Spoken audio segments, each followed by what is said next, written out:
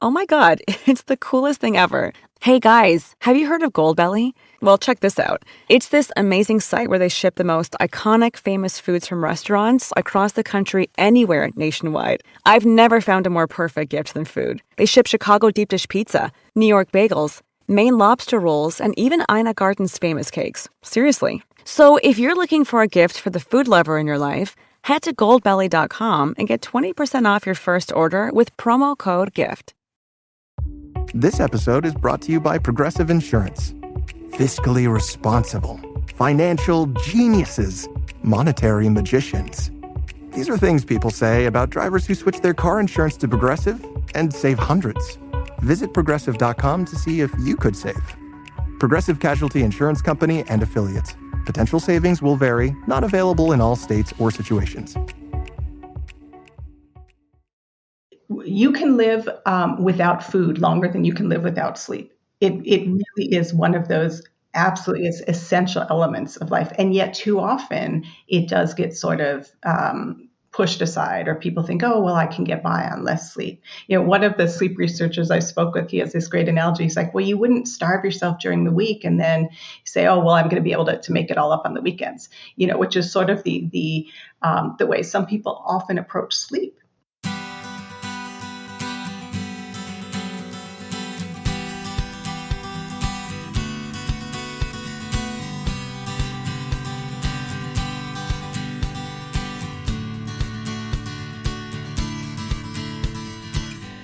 Welcome to Parent Footprint with Dr. Dan. I'm Dr. Dan. This show is about making the world a more loving, accepting, and compassionate place, one parent, one person, and one child at a time. The key to raising healthy and engaged kids is for us parents to seek the same in our own lives while striving to be the best versions of ourselves each day.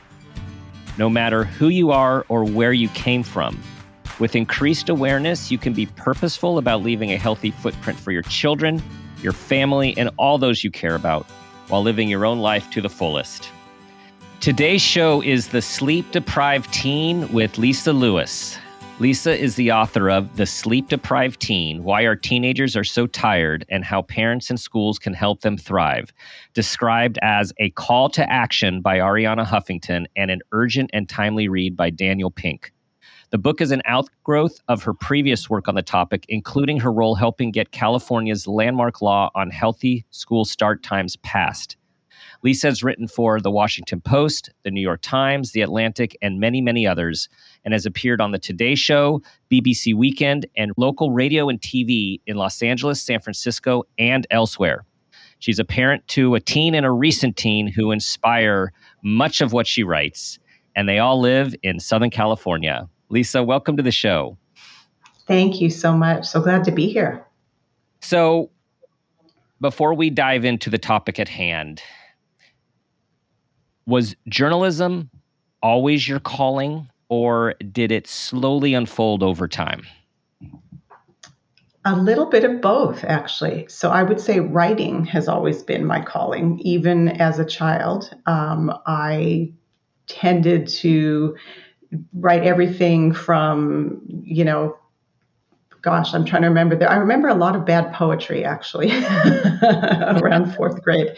But I always knew, I think, that I trended that way, wanting to do something that had to do with writing. And so my entire career has been writing related. It was not all journalism related. I started out in the corporate world. I did corporate communications for many, many years. And I also then went back and got an MFA, Master's of Fine Arts in Creative Writing, and had been working on some more creative projects. And then at some point did segue into parenting journalism. So as a freelance journalist, I ended up covering topics that were sort of close to home, so to speak. And that is what ultimately evolved into what I do now, which has been much more solidly in the journalism realm. Parenting, really sort of writing about topics at the intersection of parenting, public health, and education. And that in turn led to my involvement in our new law here in California for school start times. And then that in turn led to my new book. And I can get into more about that, but that is sort of the 30-second overview of my entire professional history. So always a writer, a former poet in elementary school, a creative writer. How do you describe the process for you between creative writing and journalism? I mean, is it very different for you, or do you rely on the same skills and process? Yeah, that's a great question. I feel like for me, it really is two separate types of writing, sort of that whole right brain, left brain thing. Creative writing, obviously, you have to summon up creativity, and that's a harder state to be in sometimes. You can't just turn that on. So in some ways for me, that feels a lot more difficult, whereas journalism is a lot more rational, a lot more orderly in terms of the steps one takes, in terms of gathering information and, identifying sources and, delving into the research and then figuring out what questions you want to ask as a result of that, and then letting sort of the story emerge as a result of that whole process. That feels to me far more straightforward. So, and that is more what I have been focusing on, I would say, in recent years, whereas the creative process feels a lot more tangled and murky. Yeah, I imagine with journalism, I don't know how to say, is there more of it's more concrete versus abstract in the sense that you kind of know where you're going and when you're done, whereas creative writing, I could see it being much more amorphous and less clear, or more subjective.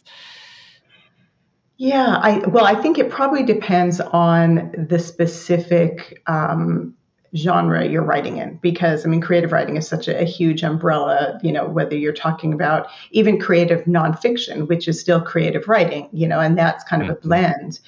I think. Well, I'm sure every writer would probably answer this question differently. I think there are some people I've heard interviews with other masterful novelists who write the ending first. Somehow they know where they're going.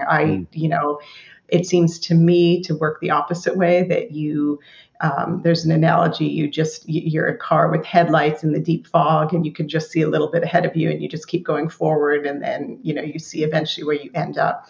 I do think that is somewhat similar with journalism, in that at the beginning of the process, you may not know exactly where the article's headed, because you still have to gather all the information and do the research.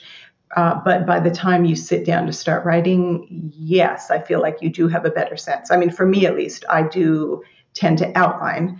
Mm-hmm.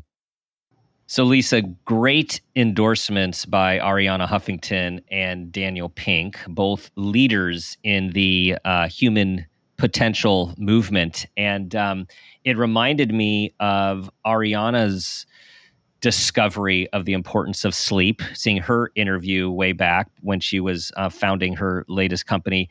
And she basically passed out in exhaustion in the wee hours of the morning from work and really hurt herself, and said it changed everything about her mentality of, I'll sleep when I'm dead, the sort of that hardworking corporate mentality of, almost people in a sense like boasting or wearing as a badge of courage, like how many hours a day they work and how little they sleep, and then causing a whole shift in the way that she does business and runs a company. Yeah, I remember reading that too. And she had, I think she, broke a bone in her face or something like that from falling. I remember reading it was a rather dramatic epiphany for her. And the whole thing about sleep, as you write, it's like it seems like it's the simplest and most impactful part of our health. And conversely, the most terrible part of our health if we're not getting enough sleep. Absolutely. It is certainly one of the most overlooked parts. And you're right, both Ariana Huffington and Daniel Pink have been such leaders in raising awareness of this. And it does feel like she somewhat, kickstarted this whole movement, really, with her very influential book, The Sleep Revolution. But it's true for our teens as well, because it's that same attitude you described, that I'll sleep when I'm dead, that, getting by on less hours of sleep somehow is some sort of badge of honor. And that's a very harmful message to be, it's a very harmful message for adults, but it's also a very harmful message to be passing along to our kids and our teens, who in fact need more sleep than we do as adults, and they are still growing, and sleep is essential for that process. Mm-hmm. I found it interesting as you outlined the history of when school started, and the reason, there was a point that there was a time that school started around 9 o'clock, which sounds wonderful, and then due to a bunch of economical, socio-political issues, that was the reason start times got earlier and earlier in several districts. Exactly. And it was very interesting to delve into it and try and figure out why is this the case? And that was sort of what led me into this, because for me, it was an issue that affected my household personally. And it was 2015 when my oldest started high school. At that point, our local public high school started at 7:30 in the morning. And it had been that way for forever, for as long as anybody could remember. I mean, not truly forever, but, for the last 20 plus years, there was nobody I could find who could tell me a time when it hadn't started that early. And what it turned out, and this is really the case in so many other districts in the country, is that the start times were set based on bus schedules and bus transportation considerations. So you're right, these times that used to be closer to 9 o'clock gradually drifted earlier over time. And a lot of that really was spurred by budget concerns, wanting to streamline the budgets for school buses. So at some point, districts started looking at that budget and realizing, well, we can just use one fleet of buses to do the drop-offs and pickups for those three levels, elementary, middle, and high, and we'll do a tiered system with staggered drop-offs. But at that point, which again was decades ago, the research on teen sleep was not yet widely known. And so oftentimes the high schoolers were put in that earliest slot, just, based on the assumption that, well, they're older, they should be better able to handle it. And now, of course, we know that if anything, it should be just the opposite, because now we do have all this research about teen sleep and their changed circadian rhythms, the fact that they, are biologically not inclined to wake as early as they used to when they were little. And yet we have these legacy schedules that have endured.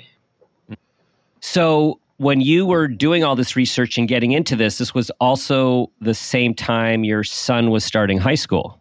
Exactly. Yeah. And that really was meant as a baseline report, because that data was from, I think it was the 2011-12 school year.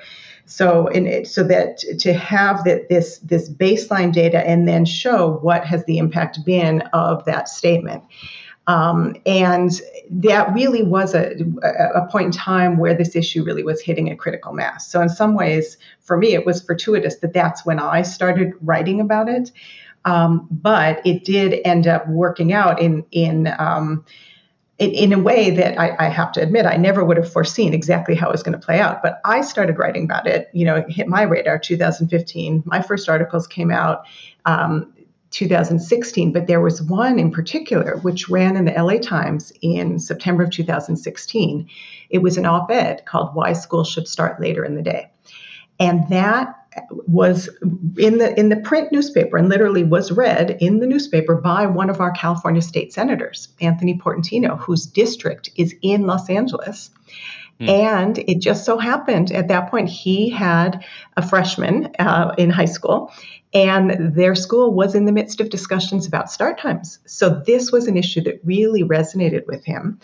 After he read my op-ed, he decided to look into the issue further, with an eye towards introducing a bill on this topic. And that is exactly what ended up happening. And now I should backtrack a bit and just say, as I was writing about it, I was also hoping to make a change locally. So I had identified one of these information sources out there. It's a terrific national nonprofit called Start School Later. And they've been around since 2011. And it really is a wonderful repository of information from so many other districts around the country that have changed their start times. So I had started a local chapter here. And so when Senator Portantino's office started looking into the issue, they also reached out, identified Start School Later as a resource, which in turn linked all of us who were chapter leaders in the state into this process. So I was actually involved even before the bill was introduced back in 2017. Wow. And it just kind of snowballed from there. And the information, it's actually phenomenal. Everyone, we're going to talk about the indicators of more sleep and less sleep. And before we go into some of these, which are shocking, how would you find people take this information on both sides? Like the people are like, oh my gosh, we need to do something. And then I'm also curious, are people like, yeah, but it's not that big of a deal. We've been doing it this way for a long time. Yeah, there are a lot of misconceptions out there. And there are questions I still get. Things like, well, if kids are so tired, why don't they just go to bed earlier? Or, if we switch to later start times, kids are just going to stay up later and it's just going to be a wash. Neither of which are true. So, and I can quickly refute both of those if you would like. But basically, the first that teens can't just go to bed earlier, and that has to do with biology, with the fact that they undergo a circadian rhythm shift as they hit adolescence, which moves their sleep schedule to a later schedule. So they're not feeling sleepy as early as they used to, nor are they feeling alert as early in the morning as they used to. It is a huge dilemma, and we've been blaming, and we need to consider this, a lot of those extra activities and kids having extra homework and AP classes. I mean, there is a lot more pressure for college, pressure to be on all of these teams and organizations, or you're going to get behind, I think, a lot more than our generation. And yet, even with all of these responsibilities and tasks, their brain, regardless, is still not going to be able to go to sleep. And so it's like this dilemma of how do we then get kids to have more sleep? Exactly. And I think you're right. It really does feel like the pressures on teens have ramped up. Back when I was a teen, which was decades ago, it felt like it was busy, but not to the level it is now. And I think you're right. The expectations have intensified, that kids are taking all of these honors level classes and all the extracurriculars with an eye towards getting into a good college, as if, that one additional AP class is going to make or break their future, when in fact, that is not the case. And I think that the issue of overscheduling is real. And that is something where it can be hard because there are all these external pressures. But one recommendation is to take a look, and teens can do this or parents can do this, and just map out the amount of time that your kid is already scheduled for during their waking hours. So it's not just the hours in school, it's the anticipated amount of homework per class, which obviously can be a heavier workload when they are taking advanced level classes, and then all the time that they already have allotted for those extracurriculars, whether it's a sports team or a club sport team or drama or speech and debate or band or what have you, maybe a job, and just map out how long do all of those take. And when you do that, see if there's even an 8 to 10 hour window left to give them the opportunity to be able to get enough sleep. Because in some cases, you may find that there literally isn't even an 8 to 10 hour block left. And then that may be a signal that it's time to reevaluate. And this is the research that you cite and write about is profound. And so where a lot of times district schools, for all of these other logistic reasons, financial reasons, I like to just keep things the way they are, usually people aren't fully grasping the magnitude of what sleep deprivation can do. So for example, a lot of these I have read about and known about, and some of these I did not. So for example, sleep-deprived athletes have an increase in concussions. Like, They have wow. increased risk. Absolutely. I mean, when you think about injuries and concussions, of course, being one of the most worrisome, but when you're sleep deprived, you are not performing as well. Your coordination is not as good as it should be, your response time. And so, of course, those do unfortunately heighten your risk for injuries, including concussions. Mm-hmm. One of our kids likes to stay up very late with their friends, and she also likes to sleep a lot too. Like she tries to make it up, but it's not always possible.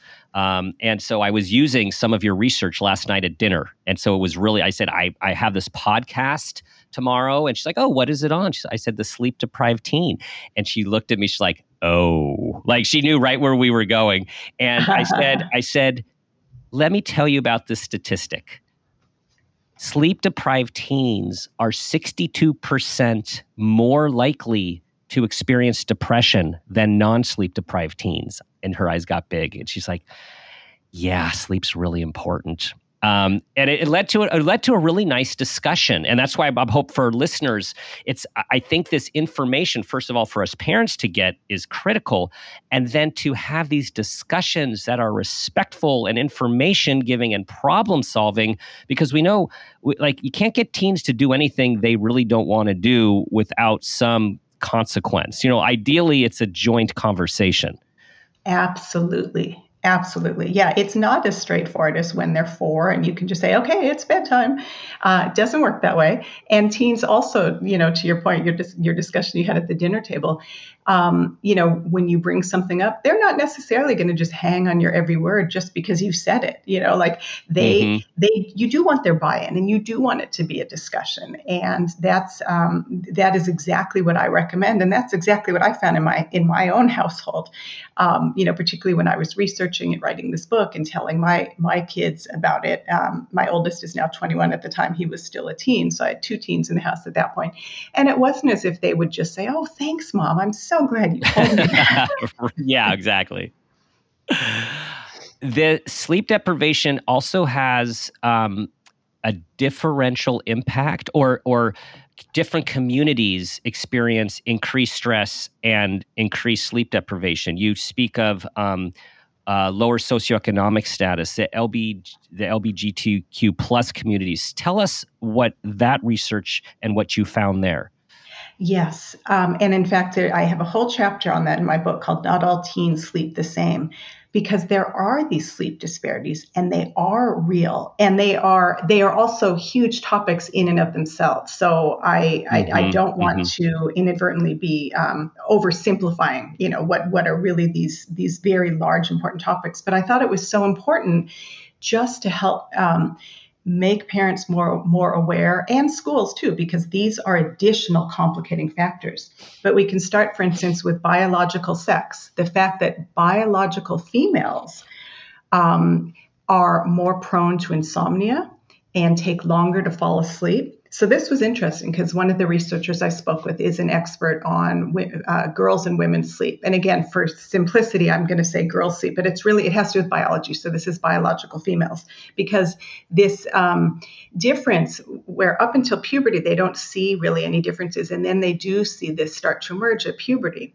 So there's, the simple fact that biological females sleep worse. They also have the impact of the menstrual cycle, which, hormones are a powerful thing. And when you look at the fact that girls and women often get PMS or have painful periods, well, those are things that impact sleep. And just to put this in perspective, in the U.S., about half of U.S. girls have gotten their periods by age 12. Mm-hmm. So, this is a regular occurrence. And for, so many girls, there are complicating factors as a result of this that impact their sleep. So and let me just add one thing, and many U.S. girls by age 10. Oh my goodness. Yeah. Yes. And that, I know that's another whole discussion of why is it that the age is slowly getting younger. But the reality is, that you do sometimes have physiological factors based on that impact your sleep. And so that's happening on obviously a regular basis, and that's above and beyond all the other stressors that they already have going on. And it's the same for a number of other groups. And I should mention that, of course, our teens can be in more than one of these categories.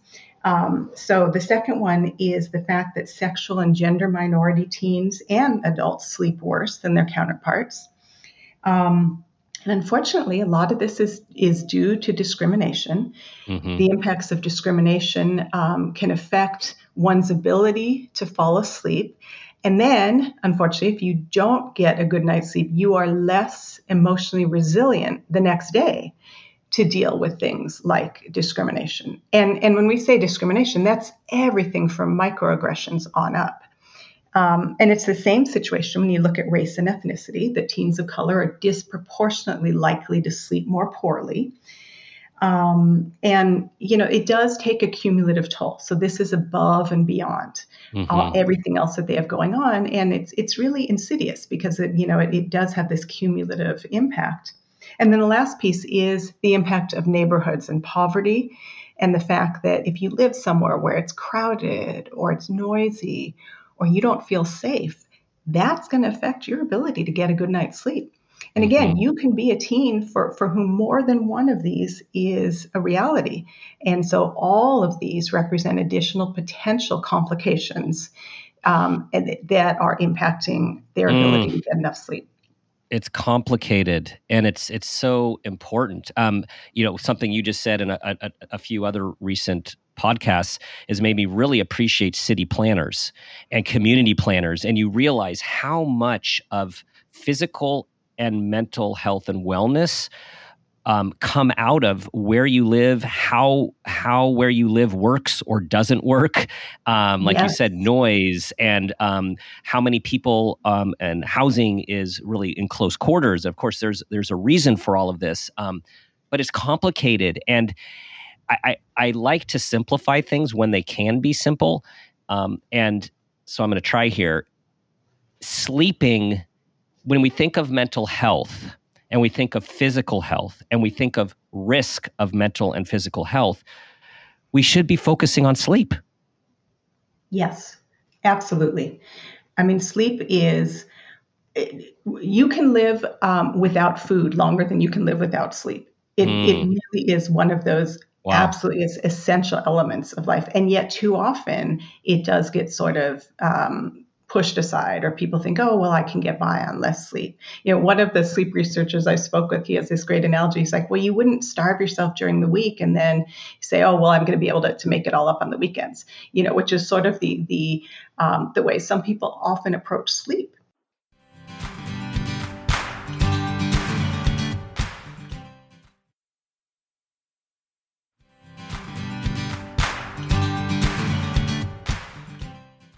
We have a mental health crisis.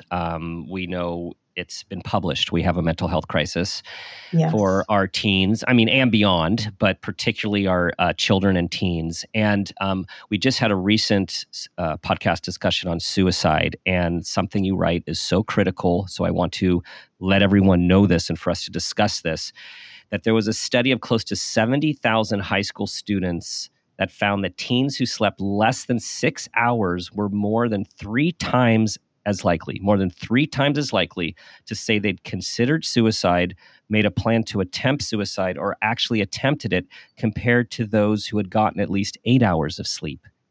That is significant. Yeah. And as a parent, you come across statistics like that, and it's terrifying. Because of the magnitude of the mental health issues that our teens are facing right now, as you mentioned. And the fact that when they're sleep deprived, all of us, but especially teens, are more prone to impulsive behaviors, which unfortunately has implications for things like suicide, because teens already are more prone to impulsive behaviors because of the stage of brain development they're in. So when they're sleep deprived, it makes it that much more of an issue. You've been an advocate for later school start times and advancing the knowledge and of the science of sleep to the masses as a writer, as a journalist, as an advocate.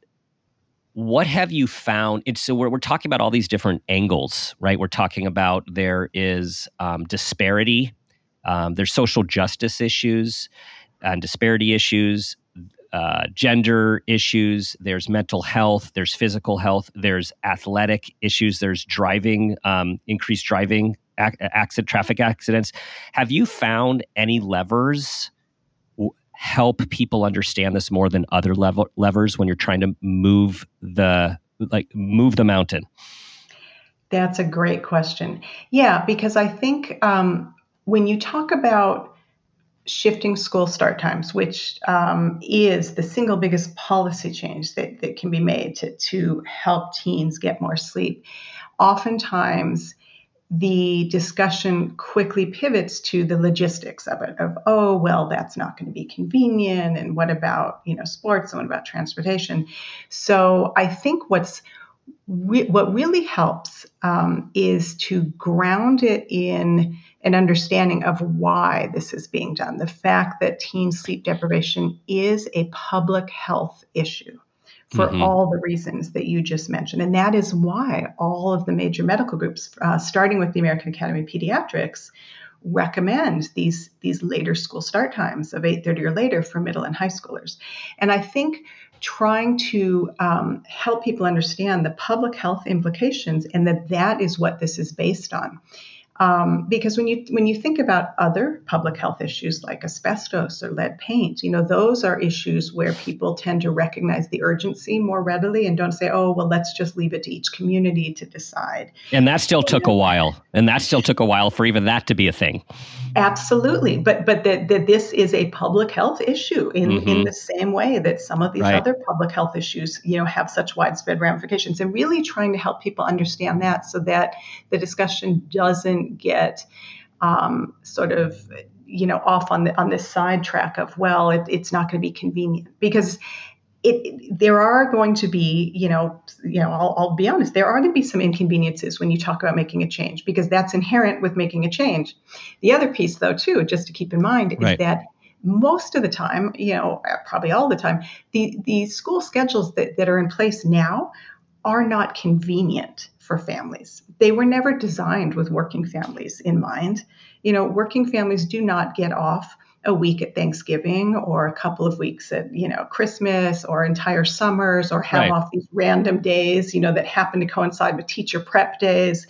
The time school gets out in the afternoon is not 5 o'clock, or 6 o'clock, the way, if you work a full-time job. So they're not convenient to begin with. But the fact is that as parents, we have sort of carefully crafted our lives around these schedules. And so anytime you talk about making a change, you have to change all those other wraparound accommodations we as parents have made to make it work. And so I think that's where sometimes a lot of the pushback comes from also. Mm-hmm. Another, two other important, there's several important points you make, but two that are jumping out at me are, one, that when we think about increasing resilience and mental health, that you talk about getting enough sleep actually serves as an emotional buffer. So let's talk about that. And also followed by changing these start times actually becomes an equity issue that can help with the disparate community impact of less sleep. Yes, absolutely. And you're right. Sleep really can be thought of as kind of helping boost that emotional buffer, because we are more emotionally resilient when we've gotten a good night's sleep. And that's true for adults too. I mean, you just sort of know it, that things just seem easier. When you wake up and you've had a great night's sleep, you feel better. You start the day in a better mood. I know for me, if I haven't gotten enough sleep, I'm definitely, crabbier than I would be otherwise. I'm with you. That's the same for our teens, but they are still in the midst of so many changes. They're going through such massive physical developmental changes, brain changes. You sort of think of it as a caterpillar, morphing into a butterfly. That's what they're doing. And they're living that out in public every day, having to deal with all the stressors we were talking about school and getting into a good college and all that. And so being able to start with a solid base of emotional resiliency is so important, because if you don't have that, it makes everything much harder. There's not one thing that we do better as a result of being sleep deprived. Not one thing. And the other thing that you mentioned, which relates, and I think people this is so important for people to know, that the research shows that when kids get enough sleep, they're less susceptible to peer pressure. Yes. Yeah, that was really interesting, because I did talk to one researcher who does look at juvenile delinquency.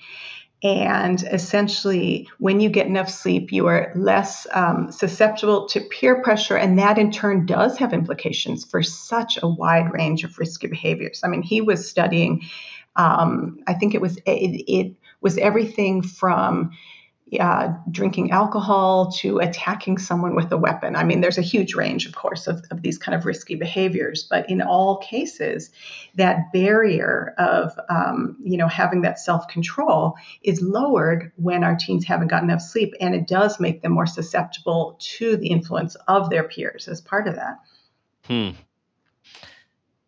That's profound. So important. There's so many things linked to sleep. And let's talk about then again, narrowing the education equity. Talk about how we just really need to also really keep our eye on the ball here when it comes to this is something that can hugely positively impact all of the disparities that continue, unfortunately, in our society. Oh, absolutely. In fact, in Seattle, which was one of the largest jurisdictions to date to change their start times prior to our state law in California going into effect, they actually studied the impact of these later start times at 2 high schools. And what they found, as a way of sort of studying before the change and after, how much more sleep teens were getting. But what they found was at the school where most students came from lower income households, attendance went up and tardies went down, far more so than at the other school. And the researcher I spoke with characterized it as a leveling effect. So it is so important when you talk about sleep really as a social justice issue. I think that really underscores that.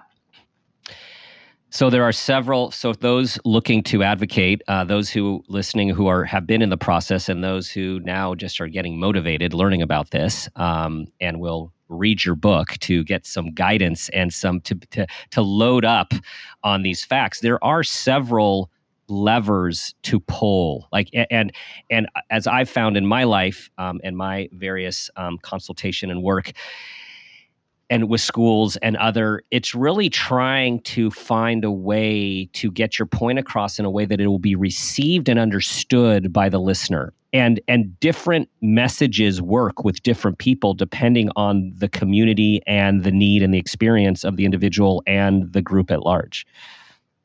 Exactly. That is such a good point. Because there are schools where there are kids who are coming from these lower income households and they already have these stressors on their sleep. There may be and as a result, things like attendance are impacted. There may be other schools where they say, well, the fact that sleep increases graduation rates, that's not an issue here. We're a high performing school. Well, in those cases, probably the mental health message is going to resonate more, because those kids are doing it all, but it does sometimes come at a price. So I think it does depend on who your audience is, to your point, and also what they already sort of know about sleep. Because for some people, even just knowing that there is this shift in teen sleep schedules and that the teens aren't just lazy for not getting up in the morning, you have to sort of start with that and build from some of these basic tenets of the realities of teen sleep. So when we think of the audience being our children, our teenagers, what would you say to our listeners that you have found both personally, professionally, from a research perspective, all combined, that you would recommend how to talk to your teen who you know is not getting enough sleep? Yeah, no, that's a great question.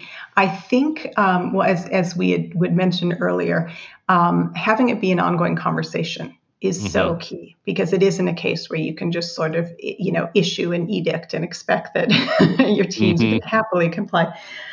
Doesn't work that way with teens. Nope. So having it be an ongoing conversation is certainly helpful.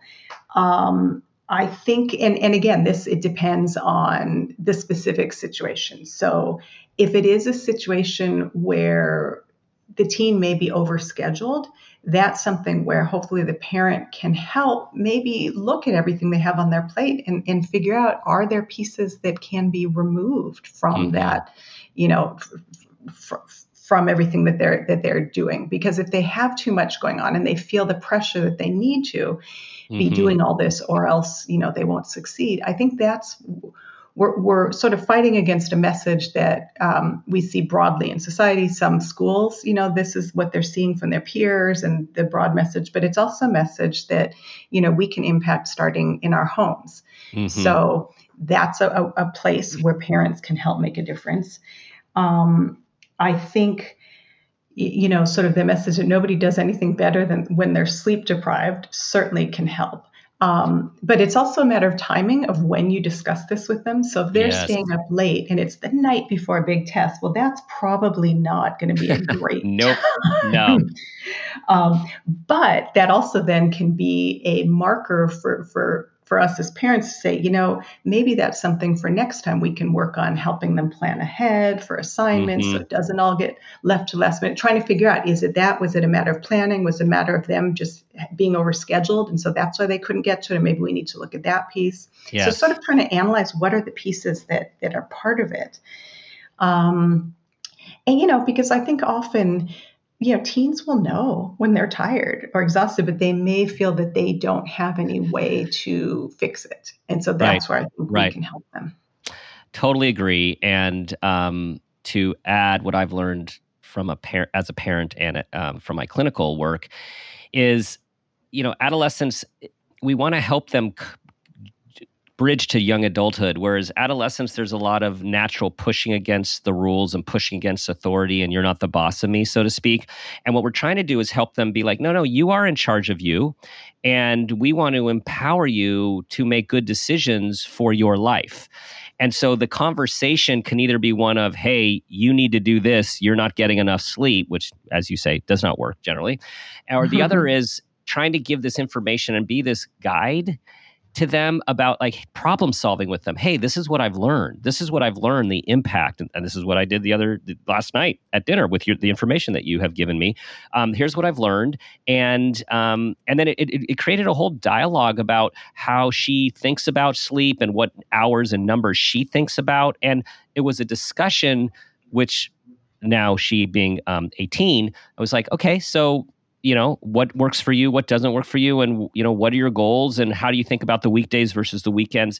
And so, we can slowly help them live their life and not have to push back against us and our rules. That's, to me, the ultimate goal.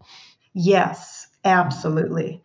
And then especially when you talk about, an 18-year-old, they're on the cusp of leaving home. At some point they will, launch out into the world, and then we're not there to remind them it's bedtime or to talk about all this stuff. So ultimately, yes, it has to be self-driven. That's the ideal, everyone. That's the ideal. Okay, Lisa, it's time for the parent footprint moment question. Are you ready? Yes. Okay, here we go. Tell us about a time that you became aware of yourself as an individual, as a parent, or even an awareness of your own parents, and that new awareness had a positive impact on your life, your kids, and or those you love. Oh, it's such a good question, and it's so hard to come up with a succinct answer for that. What I would say is certainly becoming a parenting author and journalist helped me to sort of really look at this stuff in a more analytical way. And at first, the articles I was writing were when my kids were little, things like how to know when it's time to transition from a crib to a toddler bed. And those are more straightforward. And then I think as your kids get older, the issues get a little bit more complicated. So I would say it really has been during these last several years, because so many of the topics I write about do stem from issues that are personally, impacting me as a parent, and then I go off and start researching it and writing about it. So I would say that whole process has made me more aware, I would say, as a parent, because I'm more intentional, certainly, about seeking out the research and not only trying to, crystallize it, write about it, but then figure out how to apply it in my own house. So there isn't like one specific moment I can point to, but I would say it has been a process, because all the stuff I've written about, most recently sleep, absolutely has been immersive for, last 7 years. But I've also written a lot about sports safety issues. I've written about other issues that sort of touch on teen mental health. And just really, I think that whole process has made me more intentional as a parent. I love that process. I need to know more about this, or I want to know more about this. So I'm going to research it. So I'm going to learn from it. And then I'm going to write something to help everyone else in my situation have this knowledge and be able to do something about it as well. Like that's a win-win. It is. You make it sound like it's so quick and easy. And I mean, it has been a process. Piece of cake. I also want to highlight, you mentioned twice, intentionality, being intentional. And that is just so important as we grow and as we try to be the best people we can be and the best parents we can be, really about being intentional instead of reactive. Right? Like really, because all these things that come at us with our kids, particularly as our kids get older, they get more and more complicated. And we rarely have the right response or answer in the moment. We rarely do. It's about how to take the time and get information and manage our anxiety and then be intentional about how we step into something with our kids. Oh my goodness. Yeah, 100%. I mean, it's so true, because all these, the weighted questions or conversations, like you can think about them ahead of time, but then all of a sudden you get asked a question and boom, you don't get to say, well, hold that thought. Let me go and do some research here. So it is sometimes just, you're put on the spot, and these are such big issues. And so being as intentional as we can, and just knowing that, you just keep at it. You keep doing your best.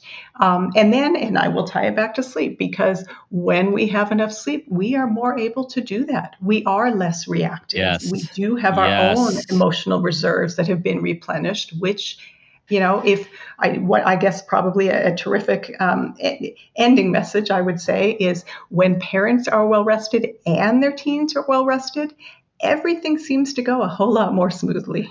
Oh, I'm so glad you just mentioned that. That is, of course, like that's the cornerstone, right? Like should be so obvious, but it's not. And so important, everyone. Do you hear that? Just even if our kids aren't getting enough sleep, if we're getting enough sleep, it's going to go better. And when you're both, as you say, Lisa, like, oh my God, it goes way better. The communication, the frustration tolerance, the emotional regulation, it all goes in a much better direction. Absolutely. Oh, thank you for mentioning that. Last question before we end. Do you have another topic that you're working on that you can foreshadow for us, or is it to be determined? Yeah, I'm smiling as you say that, because I have to admit I'm still so immersed in sleep.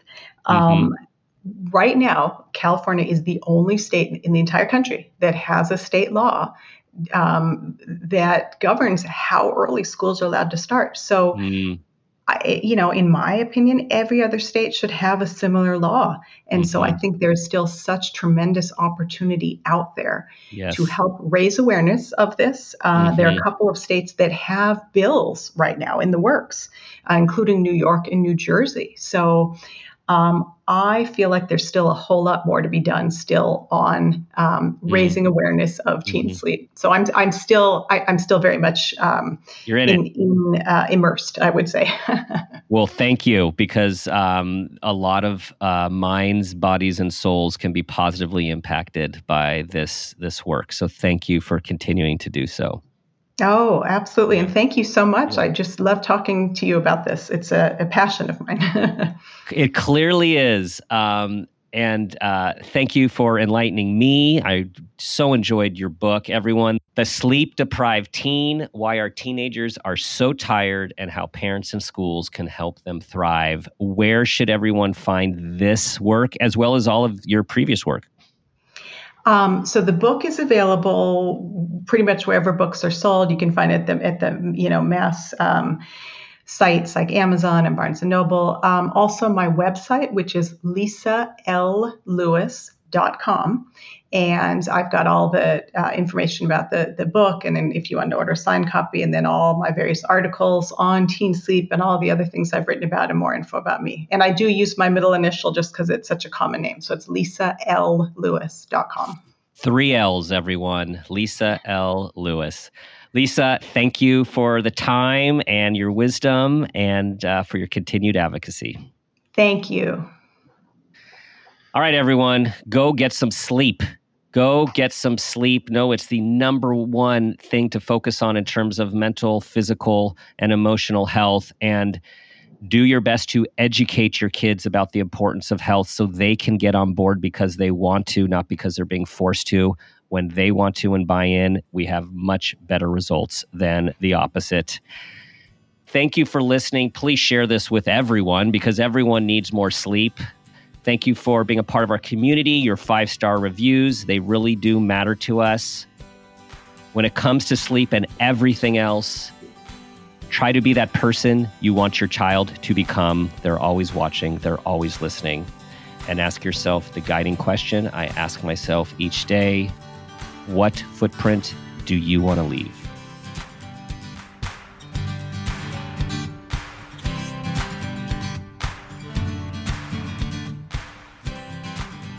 This has been a Peters and Rossi production. Parent Footprint with Dr. Dan is produced by Laura Rossi. Our engineer is Phil Rossi. Theme music is Strummer Man, composed and performed by Pro Tunes. Artwork is by Garrett Ross. Follow us on Instagram and Facebook at Parent Footprint Podcast and on Twitter at Dr. Dan Peters. For more information, go to exactlyrightmedia.com.